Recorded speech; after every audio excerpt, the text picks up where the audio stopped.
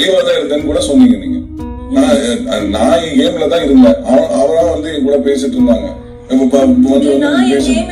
அப்படின்னு சொன்னீங்க நீங்க. விக்ரம் கிட்ட சொன்னீங்க நான் கரெக்டா தான் இருந்தேன், கேம்ல இருந்தேன் அப்படின்னு சொன்னீங்க நீங்க. சொன்னீங்க சார், நான் கேட்டேன் சார்.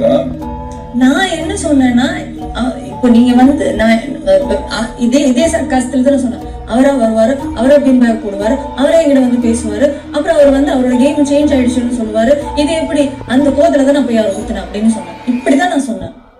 வராத நீங்க யோசிச்சு பாருங்க. அதே கோவம் தான் எனக்கு வந்துடுச்சு. சும்மா என்கிட்ட வந்து உட்காந்து பேசுனா பாட்டுக்கு ஓரமா உட்காந்துட்டு என்கிட்ட பீன் பேக் எடுத்துட்டு கொண்டு வந்து உட்காந்துட்டு பேசுறேன்னு சொல்லி நான் எல்லாம் பேசினதுக்கு அப்புறம் வந்து என் கேம் அஃபெக்ட் ஆயிடுச்சுன்னு சொன்னா நான் என்ன பண்ண முடியும்? ஒண்ணுமே புரியல. இங்க யாருமே பேசாம இருந்து கூட நான் வந்து கேம்ல இருந்துட்டு தான் இருந்தேன்.